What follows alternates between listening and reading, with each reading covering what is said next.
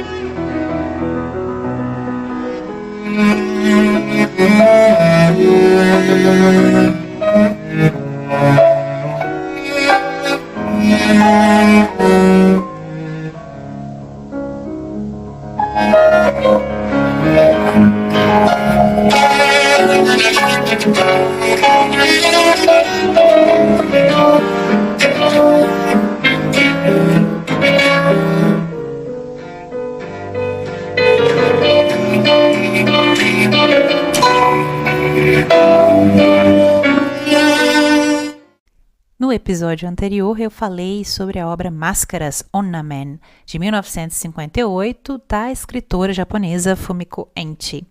No episódio de hoje, eu retorno ao nosso outubro vitoriano para fechar aí o nosso Victober e falo sobre a obra The Half Sisters, As Meias Irmãs, publicada em 1848, da autora Geraldine Gisbury. Mas antes, quem foi Geraldine Gisbury? Geraldine Gisbury foi uma escritora inglesa nascida em 22 de agosto de 1812. Quando ela tinha 6 anos, a família se muda para Manchester e já no ano seguinte, a mãe, que estava com a saúde debilitada, faleceu em 1819, quando Gisbury tinha apenas 7 anos de idade. E a Geraldine e seus irmãos foram criados então pela irmã mais velha, que assumiu esse papel de administrar a casa uma vez que a mãe falecera. Essa irmã mais velha, ela veio a se tornar também uma escritora, poeta muito famosa. Talvez vocês já tenham lido algo dela, que é a escritora Mariah Jane Gisbury. Ela é mais conhecida ainda do que a Geraldine Gisbury. A Geraldine foi educada em casa e também teve a oportunidade de frequentar um colégio interno para garotas. E ela foi muito influenciada pela irmã, que era escritora, e já aos 16 anos, enquanto a Geraldine passava férias de verão no país de Gales com a família, ela ficou conhecendo uma outra escritora que também a influenciou muito, que era uma escritora muito amiga da irmã dela, também muito famosa, talvez você já tenham lido também, que é a poeta Felicia Hemans, que era aí amiga íntima da irmã da Geraldine, Mariah Jane. Inclusive, há cartas entre Mariah Jane e Felicia Hemans, e é muito interessante também ler essa correspondência. De 1830 a 1831, a Geraldine viveu então com a Mariah Jane, com a irmã, em Londres, e lá ela continuou seus estudos e aperfeiçoou os conhecimentos que ela tinha em alemão, francês, italiano e também na arte do desenho. Ela gostava de desenhar. A Mariah Jane logo se casou em 1832 e partiu para a Índia com o marido, e foi muito azar. Na Índia, ela contraiu cólera e morreu já no ano seguinte, em 1833. Ela tem uma história bastante trágica. A Geraldine, então, passou a assumir a administração da casa do pai dela, né? Cuidou do pai até a morte dele, administrou a casa, até 1840, quando o pai falece. E aí ela passa a morar com o irmão Frank, que ainda era solteiro, passa a administrar a casa dele. Esse era o destino aí das mulheres vitorianas solteiras, né? E de 1840 a 1853, então ela mora com o irmão Frank, administra a casa dele, até o casamento dele em 1853. Nesse período, a Geraldine começa a sofrer aí de depressão e começa a se questionar sobre a sua fé religiosa, sobre questões morais e espirituais.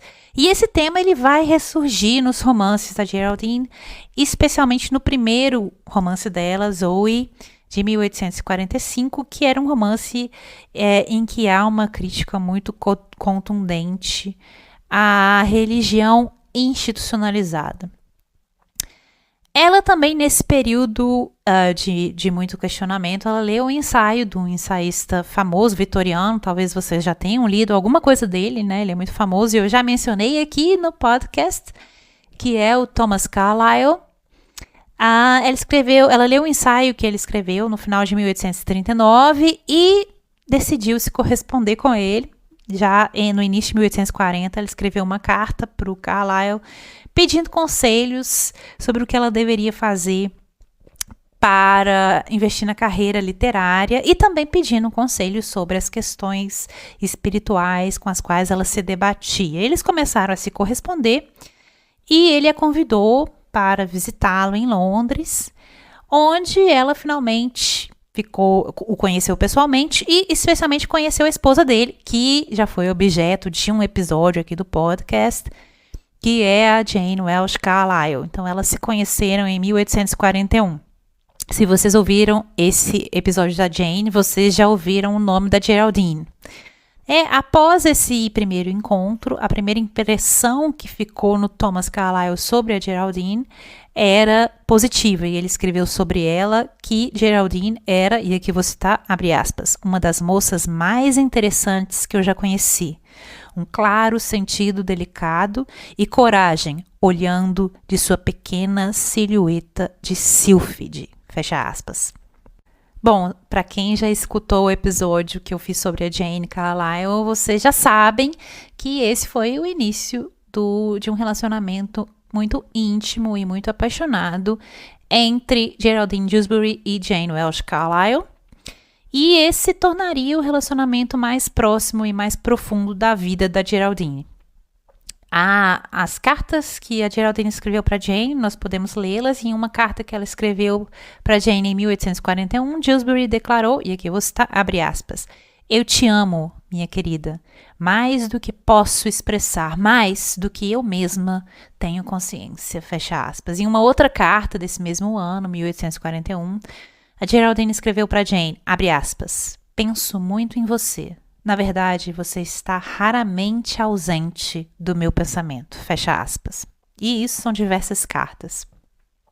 A Dewsbury se mudou de Manchester para Londres para poder ficar perto da Jane já em 1854 e elas estiveram juntas por 25 anos até a morte de Jane em 1866.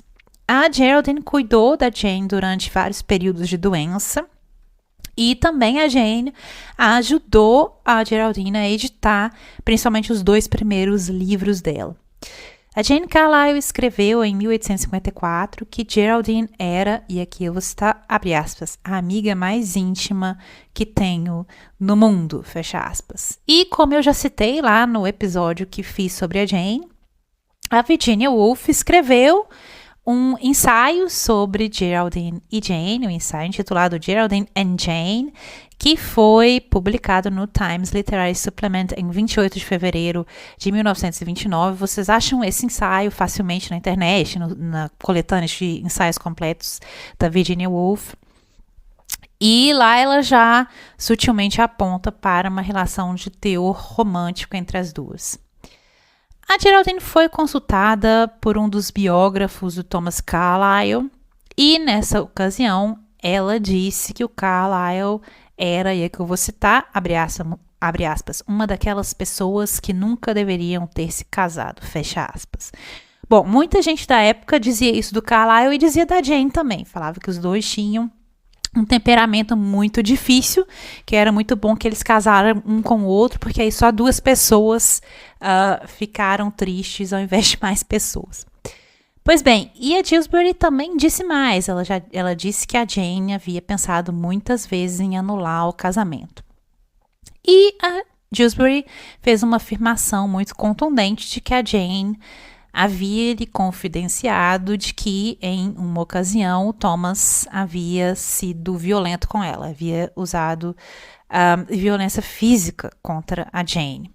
Mas houve um esforço concentrado dos biógrafos dessa época para desconsiderar essa afirmativa da Geraldine de que o Thomas Carlyle havia abusado fisicamente de sua esposa Jane Carlyle. E esse assunto só veio ressurgir mais recentemente, quando os diários e escritos pessoais da Jane foram estudados e há alguns indícios nesses diários pessoais de que ela afirma que havia sofrido violência física do marido. A Geraldine nunca se casou, mas teve diversos relacionamentos românticos e íntimos, tanto com homens quanto com mulheres. E eu vou citar alguns aqui, mais conhecidos. Após publicar seu primeiro romance Zoe, de 1845, ela começa a se corresponder com um homem cujo nome ficou pra gente nas cartas apenas como Q. E a gente não sabe quem é esse homem, né? É um homem Q. Ele visitou Manchester uma vez, a visitou lá e os dois começaram a ter um caso. E a Geraldine recebeu uma proposta de casamento dele, até considerou aceitar esse casamento. Mas a Jane Carlyle interviu, se opôs ao relacionamento e descrevia o que em cartas como, e aqui vou citar, abre aspas, um sujeito muito bem-humorado e um tanto covarde, fecha aspas. Como vocês já sabem, as cartas da Jane Carlyle, elas são bem ferinas, né?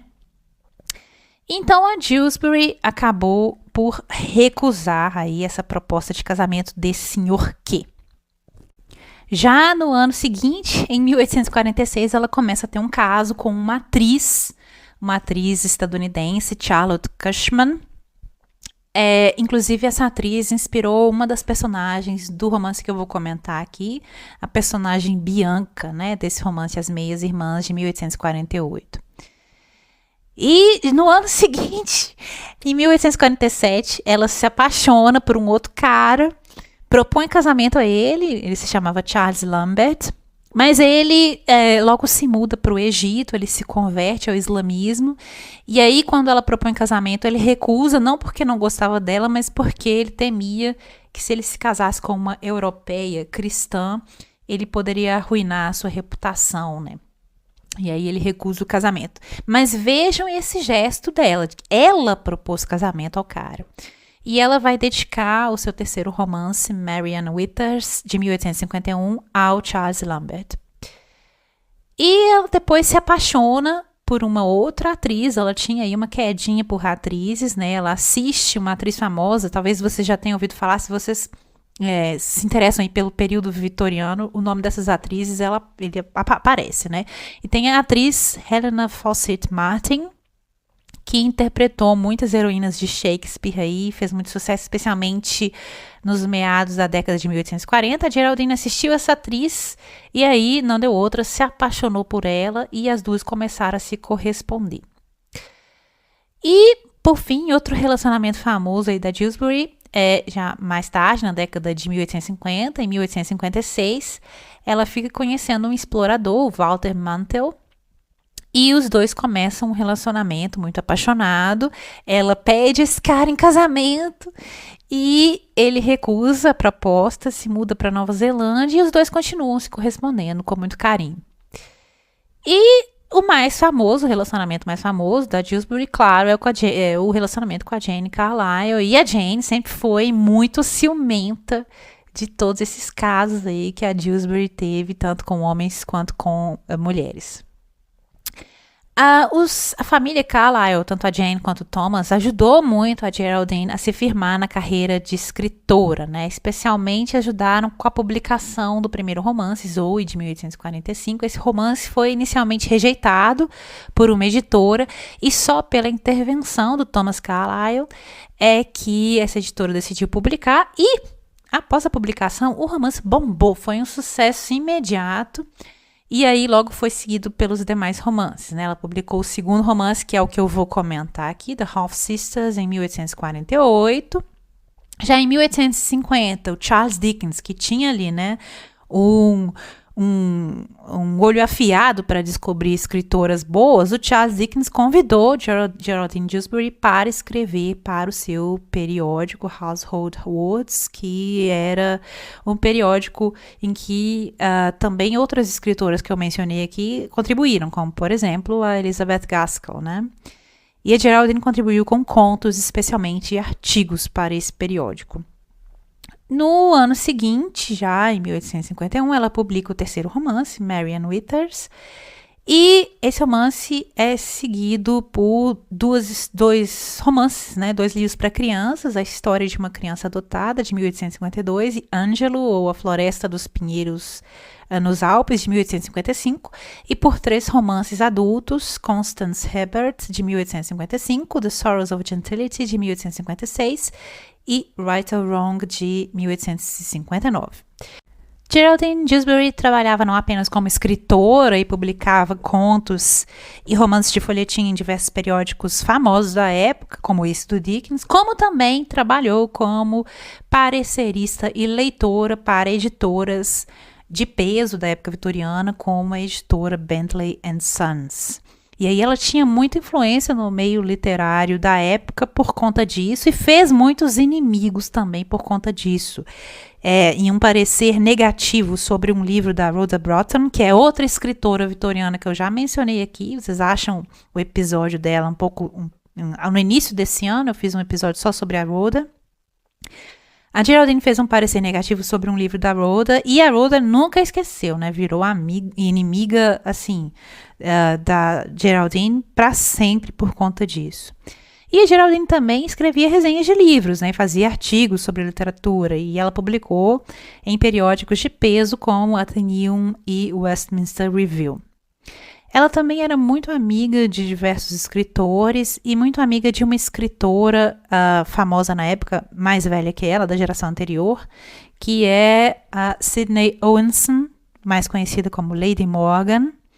E a Geraldine, quando Lady Morgan estava trabalhando no seu livro de memórias, Geraldine também trabalhou como secretária pessoal dela.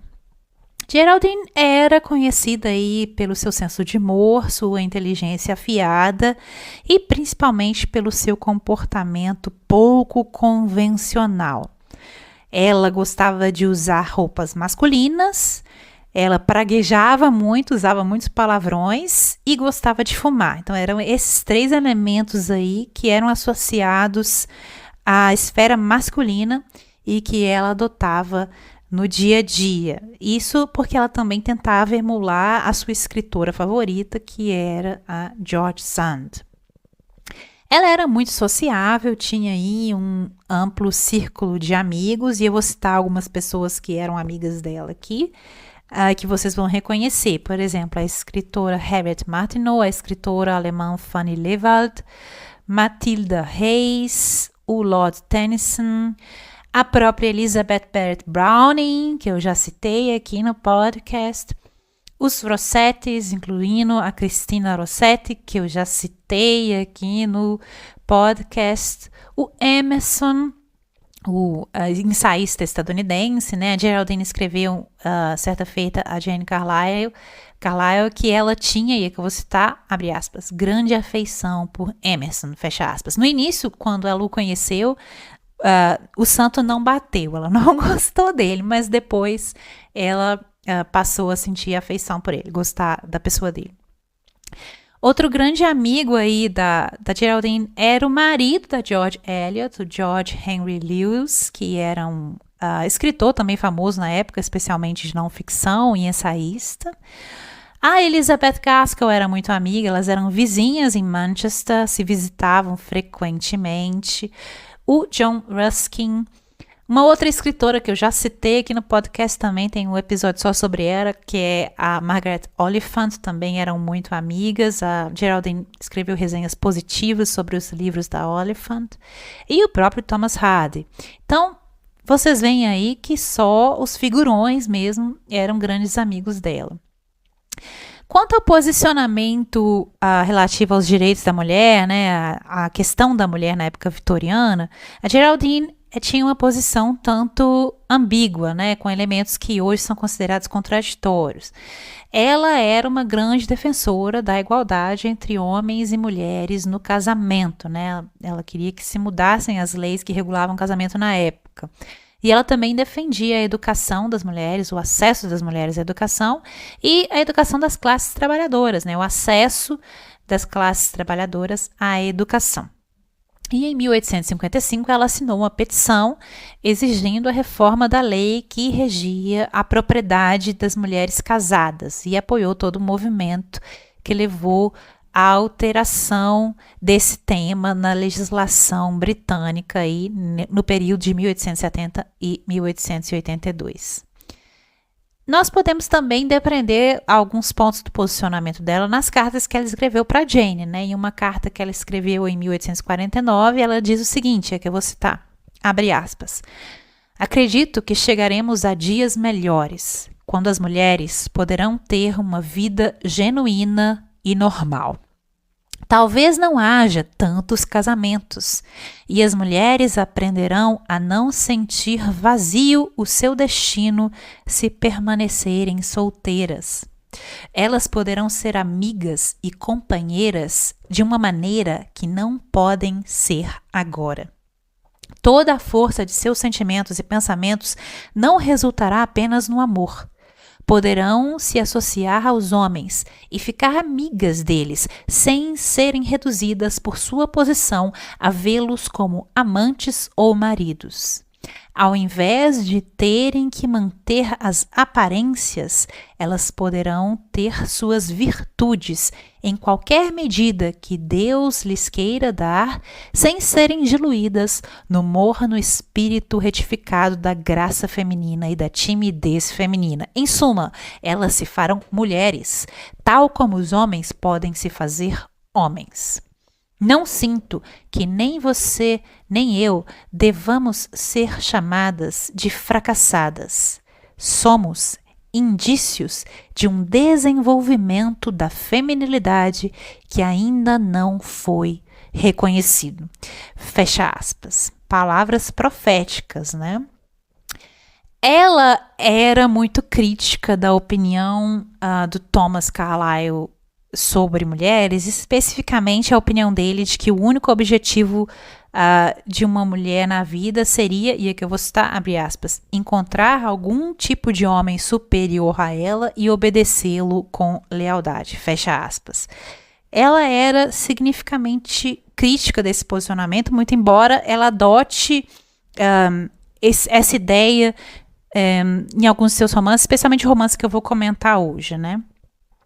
E aí ela faz a seguinte crítica a essa ideia, e eu vou citar uma carta que ela escreveu para o Thomas Carlyle, abre aspas, é verdade, mas a dificuldade é encontrar um homem que possa ser nosso mestre. Não desejamos nada mais do que obedecer a alguém mais sábio e mais forte do que nós. Nós criamos um ídolo e esperamos que ele nos governe como um verdadeiro Deus. Mas quando ele não consegue e isso não funciona, nós o arremessamos ao chão e o quebramos em pedacinhos para que conserte as coisas. Não são as mulheres que falham em docilidade, mas sim os homens que não são elevados o suficiente para nos governar. Fecha aspas. Ela está dizendo, beleza, essa ideia, né? Tudo que a gente quer é um cara realmente elevado aí que possa nos guiar, mas aqui o mar não está para peixe. A gente não está conseguindo achar esse cara, não. Então, a gente está tendo que lidar com a nossa própria agência, com a nossa própria opinião e temos que seguir em frente aí. Bom, todos esses elementos do posicionamento dela com relação à questão da mulher na época vitoriana, eles são próximos aí de um pensamento feminista. Não dá para falar em feminismo aí nessa época, um anacronismo, mas são pensamentos que defendem a igualdade de direitos entre homens e mulheres. Mas ela era muito crítica, por exemplo, em relação ao movimento sufragista de seu tempo, né? E aqui eu vou citar também um trecho em que ela fala sobre isso, abre aspas, por que as mulheres não podem se tornar seres humanos naturais sem falar disso até se tornarem feias? Ninguém as atrapalha, exceto seu próprio barulho e seu fofocar absurdo e amargo umas contra as outras. Os homens não atrapalham as mulheres tanto quanto as mulheres atrapalham umas às outras, e essas mulheres emancipadoras, ou tudo que eu tenho visto delas, parecem nunca se importar com ninguém mais do que a si mesmas, fecha aspas. Então ela vem reproduzir aqui uma crítica que os homens faziam naquela época ao movimento sufragista, e são elementos dessa crítica foram passados até o dia de hoje, né? Chamar a mulher sufragista de feia, criticar mulheres que são críticas ao posicionamento de mulheres conservadoras, chamá-las aí de fofoqueiras, de que são mulheres criticando outras mulheres. Então, esses são elementos que a Dewsbury reproduz da crítica dos homens daquela época ao movimento sufragista, são elementos que a gente vê até hoje serem usados contra posicionamentos feministas. Ela, quanto a essa questão da mudança política em relação aos direitos das mulheres, ela achava que essa mudança só aconteceria se as mulheres fossem capazes de se unir, agir conjuntamente, e que os homens e as mulheres deveriam ser julgados em igualdade de condições. A saúde da Geraldine começou a se deteriorar já no início de 1860. Ela começou a ter problemas de visão, ter dificuldade de ler, começou a sofrer de nevralgia e, por conta disso, até sofreu um colapso nervoso ali em 1868. Em 1874, pelo fato de que, por causa desses problemas de saúde, ela já não conseguia produzir na mesma quantidade que ela precisava para sobreviver, ela fez um pedido e teve esse pedido acatado de receber uma aposentadoria, uma pensão paga pelo Estado, e ela recebeu essa pensão de 40 libras por ano, e eu vou citar a justificativa de o Estado ter concedido essa pensão a ela, abre aspas, em consideração aos serviços prestados à literatura, fecha aspas.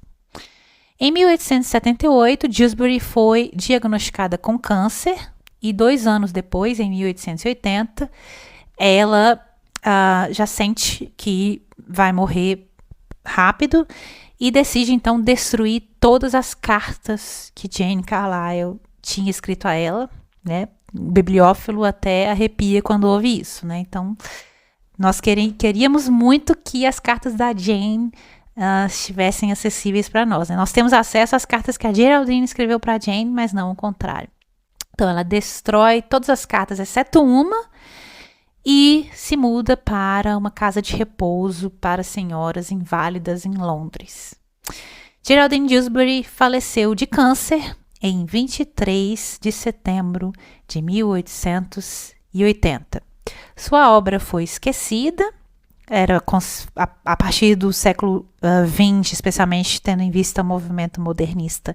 Sua obra foi considerada aí ultrapassada e só começou a ser redescoberta com o movimento de crítica literária feminista a partir dos anos de 1970. Abre aspas. Qual é o conselho mais rigoroso já oferecido às moças para que conduzam sua vida? Não faça isso e aquilo, não diga isso e aquilo na frente dos homens. Eles não gostam disso. Quando se tratava de dar às mulheres o acesso à educação, o maior argumento usado era: os homens não gostam do conhecimento nas mulheres. Os homens podem examinar suas opiniões religiosas, ser filósofos, céticos ou sequer ter religião alguma, se assim o desejarem. Mas já não foi dito 1 milhão de vezes: nenhum homem permitiria que sua esposa fosse uma infiel. Não porque isso seja uma coisa ruim para ela pessoalmente, mas porque a religião em uma mulher parece algo tão adorável. Fecha aspas, Geraldine Dewsbury, aqui esse trecho em tradução minha. A obra As Meias Irmãs, publicada originalmente em 1848, é uma coisa assim um tanto contraditória e por isso mesmo intrigante. A obra como que retira as camadas das convenções vitorianas para lançar luz sobre a falta de uma base moral ou racional debaixo dessas camadas. No entanto, essa obra nunca ilumina realmente as próprias camadas. Pelo contrário, ela as deixa intactas e também deixa intactas as noções, hoje um tanto questionáveis, de feminilidade, decoro e respeitabilidade que estavam concretizadas nessas camadas de convenção vitoriana. Quando a história começa, nós temos a personagem italiana Bianca, uma garota de 16 anos, e a mãe dela, Teresa, uma mulher italiana. Elas acabaram de chegar à Inglaterra para realizar o último desejo da mãe da Bianca, da Teresa, que é procurar o pai da Bianca, o Philip Helsby. Philip e Teresa tiveram um caso de amor muito intenso e muito apaixonado na juventude, moraram juntos sem se casarem, mas sob a pressão da família, Philip vai embora. Eles moravam na Itália, ele vai embora, abandona Teresa sem saber que naquela ocasião ela já estava grávida de Bianca. E então Teresa cria essa filha com o sonho de mais tarde procurar Philip e contar para ele que ele era pai. Mas, sem que Teresa soubesse, Philip voltou para a Inglaterra e mais tarde se casou com uma garota inglesa aprovada pela família, digamos assim, né? Uma garota que a família considerava como de classe social e de origem adequada para ele. E os dois tiveram uma filha, Alice. Então, por aí nós já vemos que as personagens do título, né, as meias irmãs, são Bianca, que é filha de Teresa e Philip, e Alice, que é filha de Philip com a Mrs. Helmby. Quando Teresa e Bianca chegam à Inglaterra, o Philip já morreu há muito tempo e a Teresa está cada vez mais doente e com a mente cada vez mais confusa, né? Ela está ficando ali, perdendo a noção de realidade. E nessas circunstâncias, a Bianca é forçada a, digamos, tomar as rédeas ali da situação, até para sustentar a família, né? O dinheiro delas está acabando, a mãe está ali sem condições de resolver a situação, então Bianca se vê forçada a conseguir uma forma de se sustentar. Elas ficam hospedadas em uma pensão lá. A Bianca fica conhecendo um estudante de Cambridge, que é o personagem Conrad Percy, e ele a ajuda, fica com pena, né, ver aquela situação e a ajuda. E ela começa a ganhar vida, então, como artista de circo, de um circo itinerante. A Bianca é uma garota muito virtuosa, muito talentosa e muito disciplinada, e logo ela se destaca no seu ofício e começa a desenvolver a habilidade da atuação como atriz.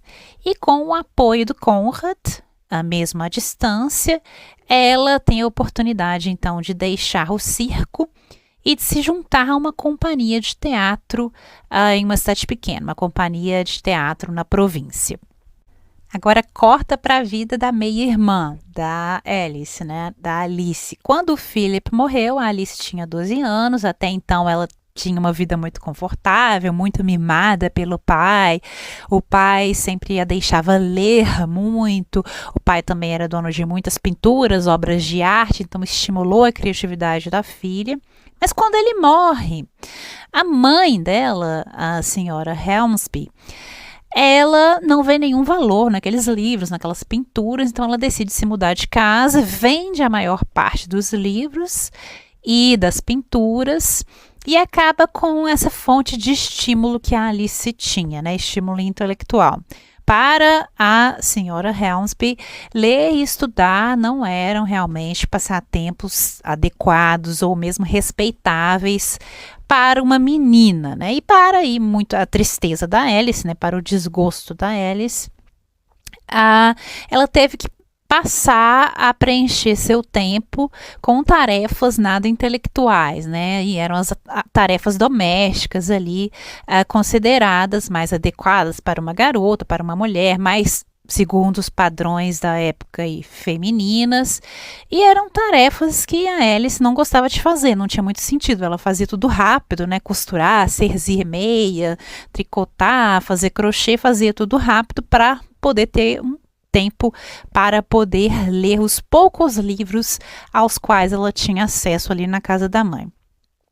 Sonhar em estudar ou seguir qualquer tipo de carreira era considerado proibitivo, né? Era uma coisa escandalosa ali para uma garota da classe social da Alice. E o único destino aceitável para ela era se casar, né? Se casar com um homem da mesma classe social que ela. E isso acontece muito rápido na história, quando ela fica conhecendo um empresário rico, Bryant, que era cerca de 20 anos mais velho do que a Alice. E nós então acompanhamos, primeiramente em paralelo, as vidas dessas duas meias-irmãs, à medida que elas lutam, né, com as dificuldades encontradas no caminho de cada uma delas, né, lutam com os caminhos que elas tomam, tanto os caminhos percorridos como os não percorridos, né, aqueles que são deixados para trás.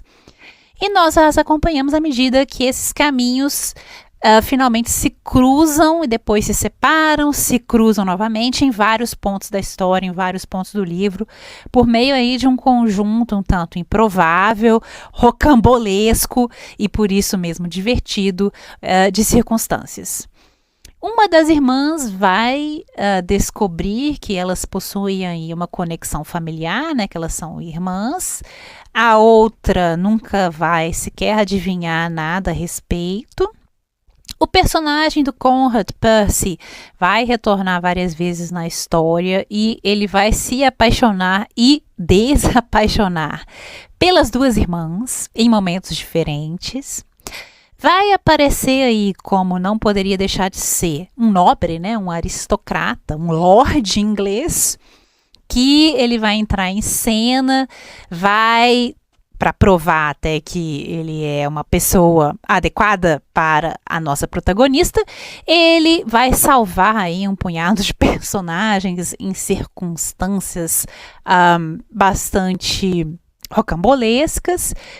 E também ele vai se encontrar com vários personagens, por exemplo, ele vai se encontrar com uma atriz italiana de reputação assim bastante duvidosa, que é a personagem La Fornaciari.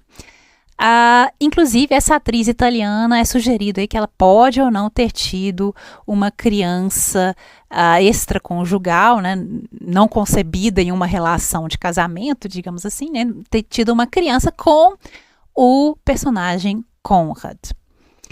Um dos personagens vai sofrer um acidente, vai perder uma das mãos e também um dos personagens vai partir em uma espécie de missão aí, religiosa, missionária, a fim de expiar sua própria culpa, né? Vai largar tudo e se dedicar às funções missionárias. Nossa personagem Alice, ela vai ficar tentada a fugir com um amante. Nossa personagem Bianca vai triunfar como atriz nos palcos londrinos e será recompensada pela sua disciplina, pela sua virtude. Ela será recompensada na história com um casamento, assim, com um figurão, com um membro da aristocracia. E aí ela terá que decidir se vai ou não abandonar a carreira de atriz, que não é vista como adequada para a esposa de um aristocrata. Nessa história, nós ainda vamos ter pelo menos uma criança legítima, uma série de figuras que vão funcionar como duplos, né? A figura do duplo é muito explorada na ficção vitoriana. Nós vamos ter um ataque histérico, não poderia deixar de ter aí outro elemento da ficção vitoriana. E nós teremos também a personagem da mulher caída em desgraça, né? A mulher caída, a mulher decaída. Só por esse resumão vocês já podem sentir que esse livro é um verdadeiro novelão. Tem de tudo aí e os personagens, eles atuam na base do tudo ou nada, né? Eles são apaixonados, são tomados por paixões e se deixam levar por isso. Um elemento que talvez seja lido de forma negativa pelo leitor contemporâneo, além desse fato de os personagens só atuarem na base do tudo ou nada, é o fato de que os personagens, eles até evoluem. Você vê uma evolução, um crescimento nos personagens, eles se modificam, mas é uma evolução em linha reta, né? Isso pode parecer simplista demais, talvez, para alguns leitores contemporâneos. Como eu disse, o livro é um novelão. Se você gosta de novelão, é um prato cheio.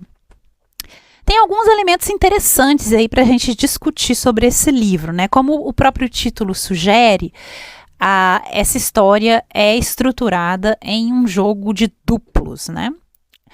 A Alice é a metade tradicional, né? É aquela mulher doméstica presa às convenções domésticas da época vitoriana e ela é a filha legítima.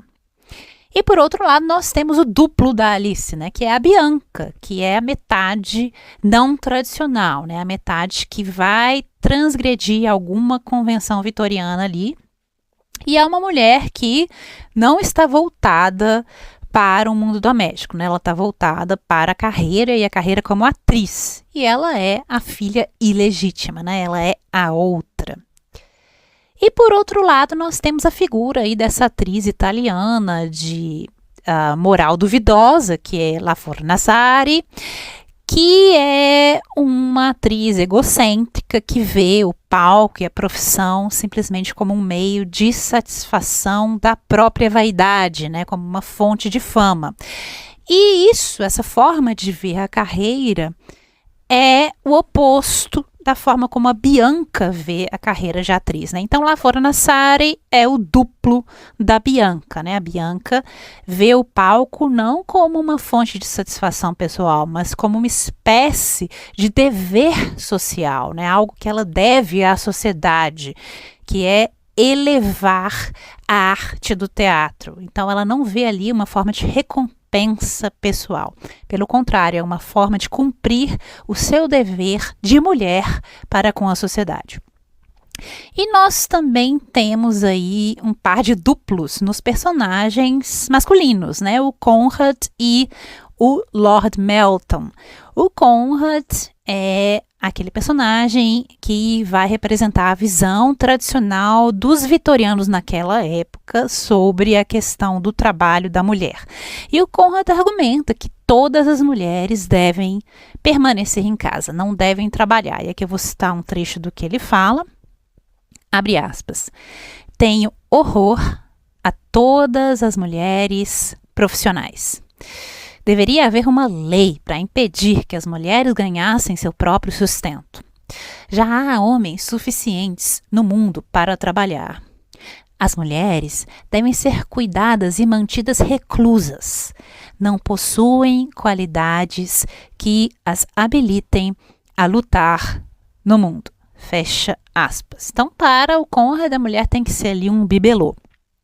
E o Lord Melton, que é um homem socialmente, que está na escala social superior ao Conrad, porque ele é um aristocrata, um lord, é o duplo do Conrad, porque ele rejeita essa visão tradicional e argumenta que a mulher deve sim trabalhar, mas ele argumenta ainda em termos tímidos, né? Ele diz, ok, a mulher pode trabalhar, não porque o trabalho tem que ser tratado em termos de igualdade, mulheres e homens, não. Porque ele argumenta, o trabalho é um mal necessário para as mulheres. E aqui eu vou citar o que ele fala, abre aspas. Se uma mulher não tem uma família ou uma profissão para ocupar seu tempo, ela começa a beber, ou se envolve em intrigas, ou causa algum problema de alguma forma. E tudo para amortecer e distrair o tédio que corrói sua vitalidade. Vitalidade que ela nunca foi ensinada adequadamente a empregar. E da qual, no final, como Actaeon, ela se torna vítima. Fecha aspas. Esse é um personagem mitológico, né? Actaeon, que tentou conquistar Ártemis e se deu mal, né? A Ártemis o transformou em um servo, né? O animal, né? O veado, né? E os próprios cães de caça do Actaeon não o reconheceram ali na condição de animal e o deceparam, né? E aí, esse foi o fim desse personagem. Mexeu com Ártemis, acabou, né? Voltando aqui, então, o Lord Melton diz, ok, a mulher pode trabalhar, mas assim, né, para ela não degringolar total, ela tem que ter uma coisa para fazer, porque mente vazia ali, oficina do diabo. Então, esses são os dois argumentos principais nessa questão. A autora Dewsbury, ela se envolve, então, nesse debate vitoriano sobre a questão de se saber se uma carreira profissional pode ser algo adequado para uma mulher. E como nós vemos aí na forma como ela expõe esses argumentos, ela o faz, né, de uma forma até um tanto tímida e um tanto contraditória, né? A autora, por um lado, afirma que o trabalho é uma espécie de válvula de escape essencial para a criatividade, para a inteligência e para a sanidade mental de uma mulher. Mas ela também enfatiza o fato de que essa válvula de escape ela é necessária não para as próprias mulheres por si mesmas, né, para torná-las melhores, para que elas se desenvolvam, para que elas tenham autonomia ou para que elas alcancem uma forma de igualdade em relação aos homens. Não, essa é uma válvula de escape necessária apenas para os homens. Por quê? Porque o trabalho torna as mulheres esposas e filhas melhores para eles. Então vejam que esse é um argumento ainda muito tímido sobre essa questão. Na história, nós temos, por um lado, o fato de que a Bianca efetivamente se torna a meia-irmã mais forte, mais assertiva, mais autossuficiente. Ela aprende a se virar mais cedo e ela aprende os próprios valores na prática, né, por meio da sua dedicação disciplinada à carreira. Então, isso é um fato. Por outro, na história, a autora também enfatiza o fato de que a Bianca, ela não começou a trabalhar por independência própria, por ambição profissional, ou pelo desejo de se desenvolver, ou pelo desejo mesmo de se exibir, né, de se voltar para a própria vaidade, nada disso. Ela começou a trabalhar apenas porque ela tinha que sustentar a mãe doente. Então, nos termos da história, se esse não fosse o caso, a Bianca não se interessaria, não precisaria trabalhar. E mais tarde, a Bianca ainda continua a trabalhar, continua a perseguir sua carreira, não por dinheiro, nem por vaidade, nem por fama, mas pelo desejo de se tornar digna de um homem. Então, o trabalho da personagem está sempre condicionado à figura de um homem. E, de forma ainda mais ampla, ela continua a trabalhar para elevar o teatro a esse ideal de como deveria ser uma forma de arte. E aqui eu vou citar um trecho do livro, abre aspas. Eu tive um trabalho a fazer e eu o fiz. Tive um propósito e me esforcei para realizá-lo. E eu digo que se você pudesse fornecer às mulheres um objeto definido, ou nelas estimular razões adequadas para animar seres racionais, você teria uma raça de esposas e filhas muito diferente das que agora florescem em seus salões. A qualidade de sua natureza seria elevada. Elas seriam capazes de ajudar os homens em qualquer objetivo nobre, por meio de pensamentos, abnegação e simpatia verdadeira e de comunhão de sentimentos. Fecha aspas. Veja que a todo momento a Dewsbury está batendo nessa mesma tecla, né? A mulher tem que trabalhar, mas isso não tem nada a ver com vaidade, com ela mesma, com o indivíduo da mulher, não. A mulher tem que trabalhar para melhor servir ao homem. O trabalho é sempre apresentado, então, como uma forma de cumprimento de um dever que uma mulher possui frente a um homem ou frente à sociedade, né? O dever visto naquela sociedade como um dever próprio das mulheres, um dever feminino, como filha, como amante e como artista. E uma carreira de uma mulher é vista como algo que a mulher, no caso a Bianca, deve não a si mesma, mas aos outros. E é algo que ela não merece para si mesma ou por si mesma, ou nem mesmo para o seu próprio prazer. Não, uma carreira é algo que ela apenas adotou por necessidade, não por escolha, e pelo dever que ela tem frente aos outros homens. Isso não é uma forma de autoexpressão ou de expressão de uma agência pessoal. Não, o trabalho, nesses termos, ele está presente apenas como uma forma um tanto estranha de autoanulação da mulher. O trabalho é visto aí como o mal menor, o meio pelo qual as mulheres são salvas aí da prostituição, da infidelidade e da queda em desgraça, né, da queda moral. No lugar de criticar a necessidade de autoapagamento em si mesma, né, porque a sociedade vitoriana via isso como um dever da mulher, a autoanulação em nome do marido, em nome dos pais, em nome da sociedade. Então, ao invés de criticar isso, essa necessidade de autoanulação, autoapagamento da mulher, a Dewsbury não, ela não faz isso. Ela reforça essa necessidade de autoanulação e apresenta o trabalho feito por mulheres como uma forma moralmente superior de autoanulação, de autoapagamento.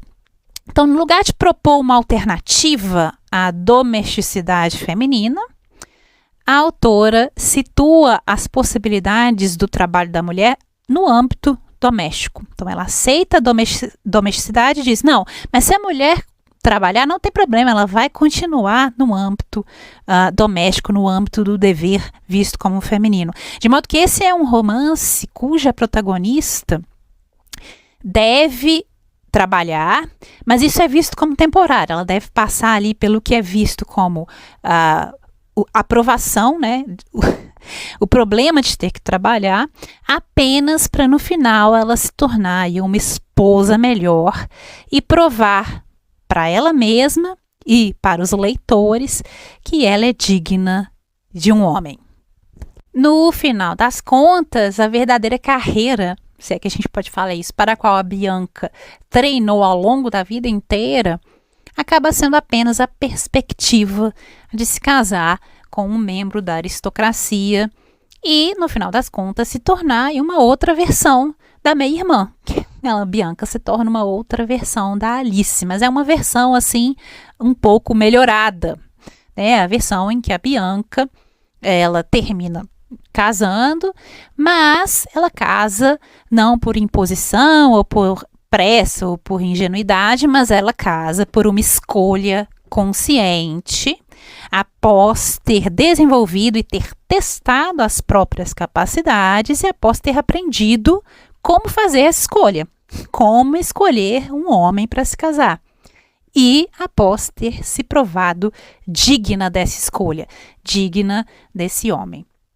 O livro, ele também parece estruturado sobre a ideia de incompatibilidade entre outros pares de duplos, que são trabalho e casamento, trabalho e domesticidade, e trabalho e classe social aristocrática. Então, o trabalho ele é visto como incompatível com o casamento, com a domesticidade e com o pertencimento a uma classe social aristocrática.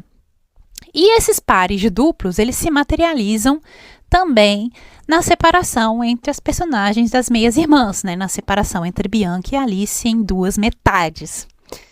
As únicas metades que vão se unir no final dessa história são as qualidades da feminilidade, tal como vista, né, pelos vitorianos. A gente pode hoje problematizar o que é isso, se isso existe, mas são as qualidades da feminilidade nos termos vitorianos e a ideia de trabalho. Então, são esses dois pontos que a Dewsbury pretende unir no final, essas duas metades, mulher e trabalho.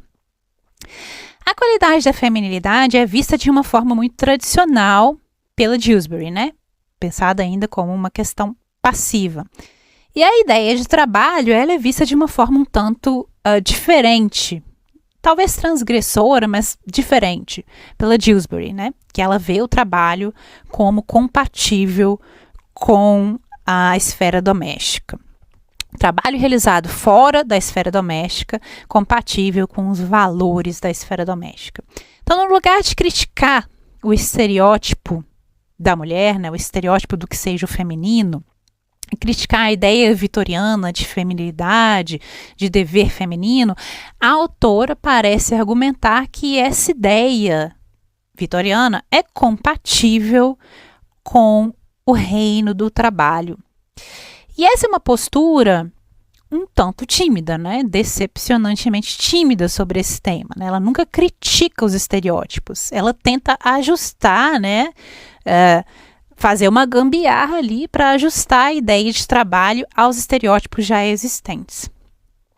E aí eu fico tentada a pensar que a Dewsbury apenas tomou essa postura tímida como uma forma aí de domar os seus leitores mais conservadores, né? Não afastá-los totalmente da ideia que ela queria defender de que mulheres podiam trabalhar. Então ela usa esses argumentos mais tímidos para dizer, olha, não estou falando nada muito assustador, não. Veja bem como dá para conciliar essa ideia de mulher com a ideia de trabalho, né? Outro ponto que pode ser talvez levado em conta é o fato de que a Jane Carlyle teve um papel na edição desse livro, né? O livro ele é dedicado a Jane Carlyle e inicialmente até a Jane tinha ficado chocada, não queria que o nome dela aparecesse na dedicatória. E então é possível que Dewsbury tenha feito adaptações na história para passar aí pelo crivo da Jane e o livro ser melhor aceito pela Jane.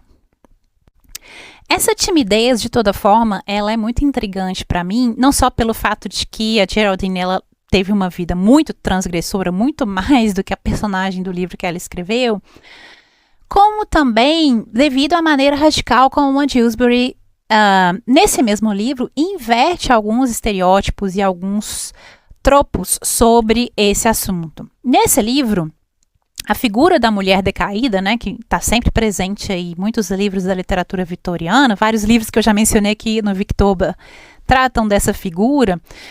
Nesse livro da Dewsbury, a figura da mulher decaída não é aquela mulher que vai transgredir a regra da domesticidade.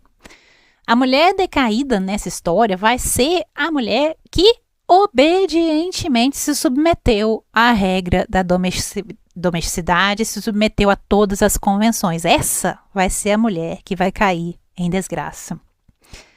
E aí também é impossível não se lembrar de uma outra obra que bombou nessa época e que tem muitos aspectos semelhantes com o livro da Dewsbury, que é a obra Corinne, de Madame de Staël, é uma obra de 1807. Essa obra é mencionada literalmente no romance As Meias Irmãs. A personagem Alice, em um determinado momento, ela vai ler Corinne, e aí a narradora vai comentar que a primeira vez que uma mulher lê Corinne é inesquecível. Esse foi realmente um livro que bombou nessa época, porque é um livro que trata realmente da necessidade da mulher encontrar um meio de expressar o próprio talento.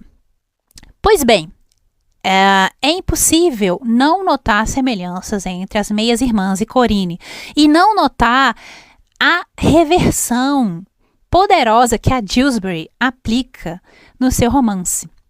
Ambos os romances de Madame de Staël e Geraldine Dewsbury são centrados em duas personagens que são meias-irmãs. Em ambos os livros, uma das meias-irmãs também é uma artista e também é italiana. Em ambos os romances, a outra meia-irmã é uma mulher britânica, doméstica, né, ligada ao meio doméstico, né, assim como a Alice é na Dewsbury. Em ambos os livros, nós temos a questão das restrições culturais impostas às mulheres de talento, às mulheres talentosas, que não encontravam, na época, meios socialmente aceitos de empregar e expressar seus talentos. Porém, na versão de Geraldine Dewsbury, é a irmã ligada à domesticidade, a irmã tradicional, que vai se envolver em um amor ilícito e que vai sofrer a queda moral.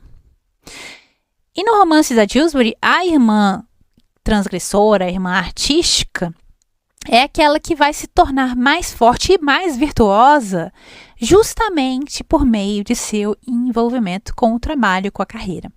Então, a autora parece argumentar que a educação e o emprego são essenciais para que as mulheres desenvolvam não apenas suas capacidades e não apenas cumpram seu dever social, seu dever como esposas, amantes e filhas, como também desenvolvam sua fibra moral, encontrem um princípio moral que as guie em suas vidas.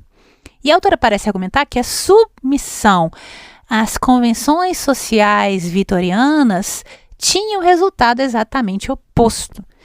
E é o trabalho que impede as mulheres de, digamos, saírem dos trilhos. E nesse ponto da história, a Dewsbury inverte alguns elementos que nós vimos no romance Corinne da Madame de Staël.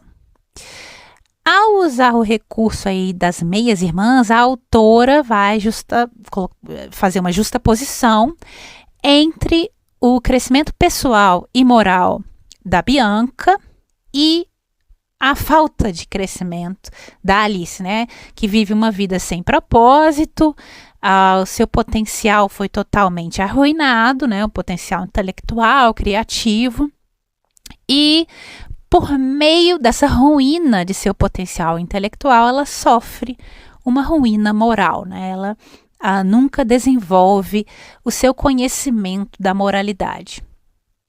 E nesse livro da Dewsbury, nós temos então uma reversão um tanto radical da visão convencional.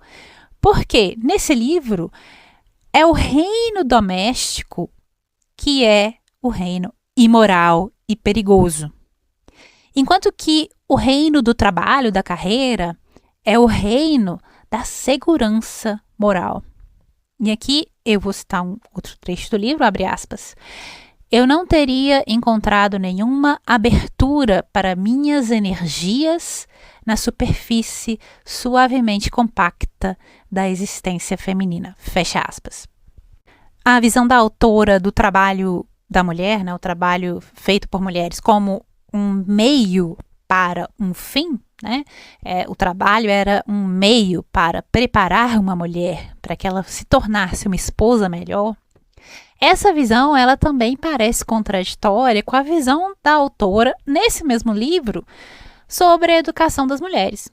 Se para a autora o trabalho é um meio para um fim, a educação das mulheres é um fim em si mesmo, que é a autorrealização, o autodesenvolvimento das mulheres. E aqui eu vou citar um trecho, abre aspas. Uma mulher é um ser racional, com alma razoável e carne humana. E ainda assim, ela nunca foi educada para o seu próprio bem, para capacitá-la a viver melhor sua própria vida. Suas qualidades e talentos são modificados, como os pés das chinesas, para atender um gosto arbitrário. Fecha aspas. Nós temos no caráter aí, no personagem do Lord Melton,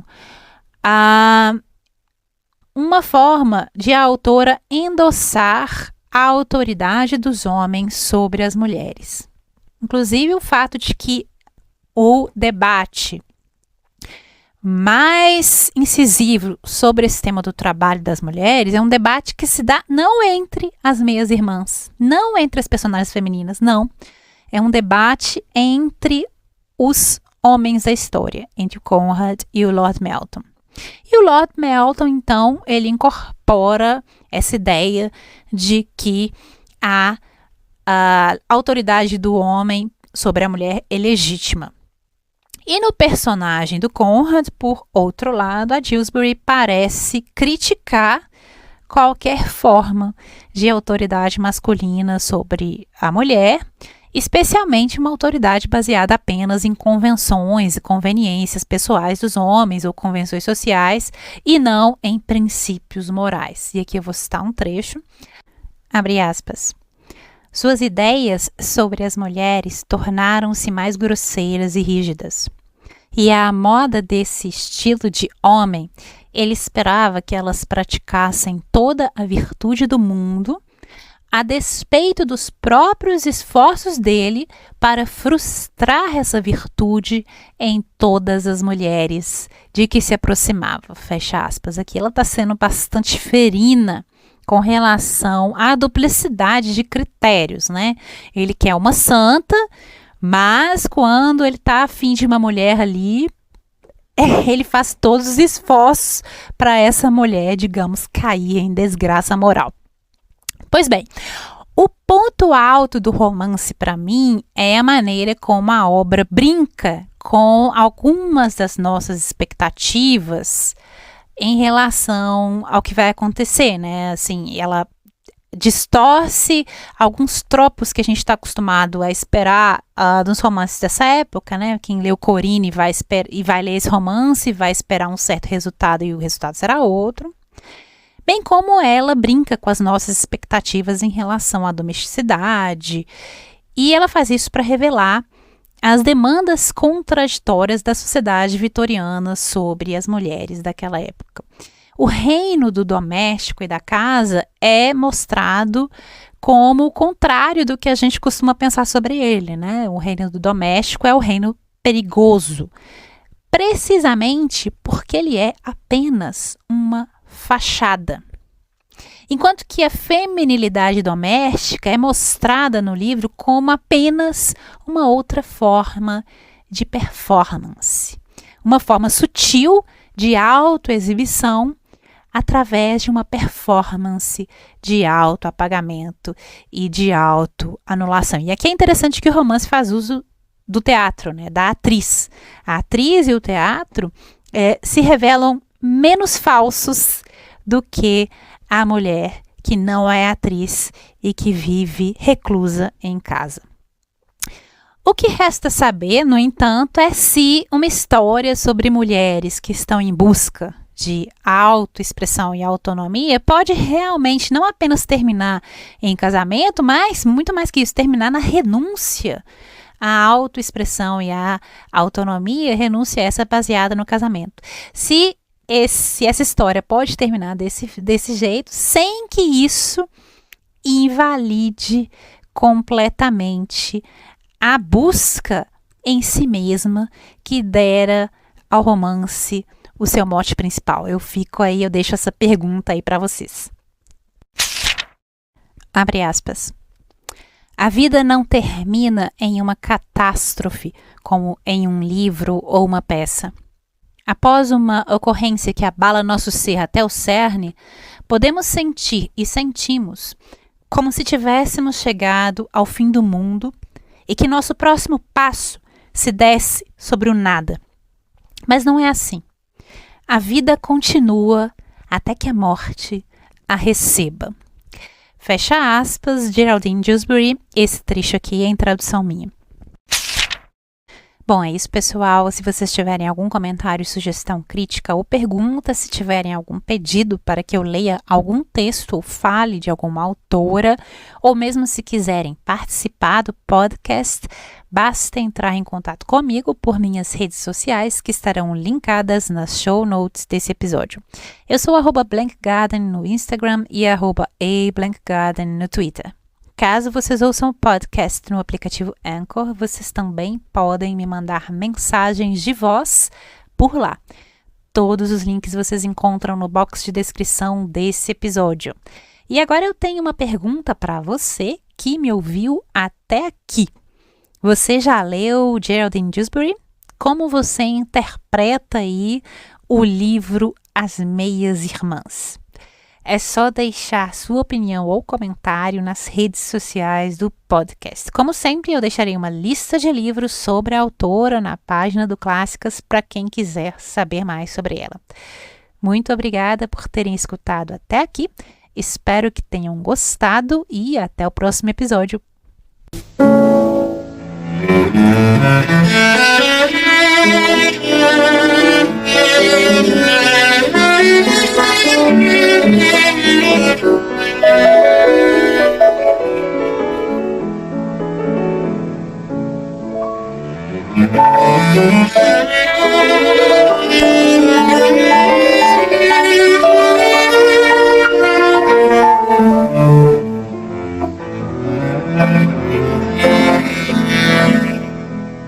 Esse episódio foi escrito, produzido e apresentado por Juliana Brina em setembro de 2020.